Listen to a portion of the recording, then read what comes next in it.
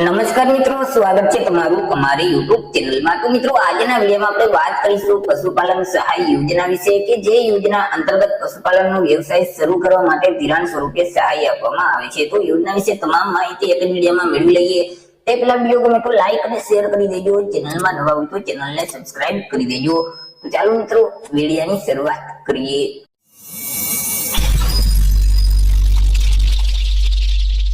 તો સૌથી પહેલા મિત્રો આપણે વાત કરી લઈએ આજે પશુપાલન સહાય યોજના છે તે યોજનાનો મુખ્ય ઉદ્દેશ શું છે। તો કે મિત્રો, અહીં રાજ્યમાં રહેતા જે ગરીબ અને મધ્યમ વર્ગના જે વ્યક્તિઓ છે કે જે વ્યક્તિઓ પશુપાલનનો વ્યવસાય શરૂ કરી અને પોતે રોજગાર મેળવી શકે, પોતે આર્થિક રીતે આત્મનિર્ભર બની શકે, તે હેતુ માટે જે ગુજરાત સરકારનું સામાજિક ન્યાય અને અધિકારીતા જે વિભાગ છે તો તેના દ્વારા પશુપાલન લોન સહાય યોજના અમલમાં મૂકવામાં આવેલી છે કે જે યોજના અંતર્ગત પશુપાલનના વ્યવસાય માટે ધિરાણ સ્વરૂપે સહાય આપવામાં આવે છે। વાત કરી લઈએ યોજનાના લાભ વિશે કે આ યોજનાનો લાભ છે તે કોને કોને મળવા પાત્ર થશે। તો મિત્રો, હાલ અત્યારે યોજનાનો લાભ છે તે ગુજરાત રાજ્યમાં રહેતા જે સામાજિક અને શૈક્ષણિક રીતે પછાત વર્ગ પૈકી જે રબારી, ભરવાડ, ઠાકોર અને કોળી જાતિના જે લોકો છે તેઓને હાલ અત્યારે આ યોજનાનો લાભ છે તે મળવા પાત્ર થશે। તેના માટે ઓનલાઈન અરજી ફોર્મ હાલ અત્યારે શરૂ છે। તેમાં મિત્રો, જે રબારી અને ભરવાડ જાતિના જે લોકો છે તો તે લોકો માટે જે ગુજરાત સરકારનું ગુજરાત ગોપાલક વિકાસ નિગમ આવેલું છે તેના દ્વારા આ યોજના અમલમાં મૂકવામાં આવેલી છે। અને ઠાકોર અને કોળી જાતિના જે લોકો છે તો તેના માટે મિત્રો ઠાકોર અને કોળી વિકાસ નિગમ આવેલું છે તેના દ્વારા આ યોજના અમલમાં મૂકવામાં આવેલી છે, જેથી કરી આ જે 4 જાતિના લોકો છે તેના માટે હાલ અત્યારે ઓનલાઈન અરજી ફોર્મ શરૂ છે। મિત્રો, આ યોજના અંતર્ગત પશુની ખરીદી માટે તેમજ પશુઓ માટે કેટલ શેડ બનાવવા માટે ધિરાણ સ્વરૂપે નિગમ તરફથી સહાય છે તે આપવામાં આવે છે। યોજના અંતર્ગત ઓછા વ્યાજના દર સાથે વધુમાં વધુ રૂપિયા 4 લાખની મર્યાદામાં ધિરાણ સ્વરૂપે સહાય છે તે મળવા પાત્ર થશે। વાત કરી લઈએ યોજનાના નિયમો અને શરતો વિશે।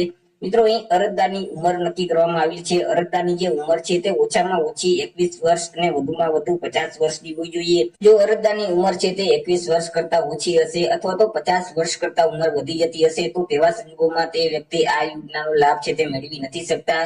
અહીં અરજદારના કુટુંબની વાર્ષિક આવક મર્યાદા પણ નક્કી કરવામાં આવી છે। અરજદારના કુટુંબની જે વાર્ષિક આવક છે તે રૂપિયા 3 લાખ સુધીની હોવી જોઈએ। જો રૂપિયા 3 લાખ કરતા વધારે વાર્ષિક આવક હશે તો પણ આ યોજનાનો લાભ મળવા પાત્ર થતો નથી। તે સિવાય તો કે અરજદાર કે તેમના જે કુટુંબના કોઈ પણ સભ્યો છે તે સભ્યો દ્વારા સરકારની કોઈ પણ યોજના અંતર્ગત અગાઉ ક્યારે ધિરાણ મેળવેલ ન હોવું જોઈએ। જો અગાઉ કોઈ પણ સરકારની યોજના અંતર્ગત ધિરાણ મેળવેલ હશે તો પણ આ યોજનાનો લાભ મળવા પાત્ર થતો નથી। યોજનાનો લાભ મેળવવા માટે અરજી કઈ જગ્યાએ કરવાની રહેશે તેના વિશે વાત કરી લઈએ।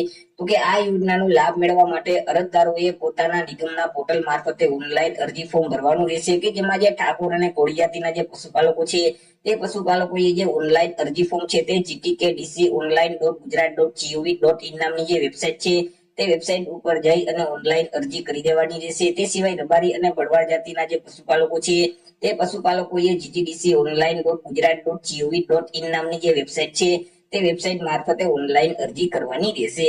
હાલ મિત્રો, અત્યારે 2025 માટે ઓનલાઈન અરજી ફોર્મ શરૂ કરી દેવામાં આવેલા છે। 28/8/2025 થી અરજી ફોર્મ શરૂ કરવામાં આવેલા છે અને 27/9/2025 સુધી તમે તમારા નિગમના પોર્ટલના મારફતે ઓનલાઈન અરજી ફોર્મ ભરી શકશો।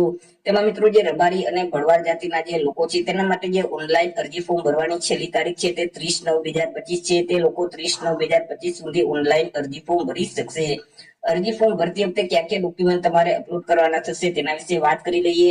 તો અરજદારનું આધાર કાર્ડ છે, રેશન કાર્ડ છે, ચૂંટણી કાર્ડ છે, વાર્ષિક આવકનો દાખલો છે, જાતિનો દાખલો છે, રહેઠાણ અંગે કોઈ પણ એક આધાર પુરાવો છે જેમ કે વીજળી બિલ, લાયસન્સ, ભાડા કરાર, ચૂંટણી કાર્ડ, રેશન કાર્ડ, આટલામાંથી કોઈ પણ એક ડોક્યુમેન્ટ રહેઠાણના પુરાવા તરીકે તમારે આપવાનું રહેશે। જો બીપીએલ માં આવતા હોય તો બીપીએલ નું જે પ્રમાણપત્ર છે તે તમારે અપલોડ કરવાનું રહેશે। બેંક પાસબુકના પ્રથમ પાનાની નકલ અથવા તો રદ કરેલ ચેક છે તે પણ તમારે આપવાનું રહેશે।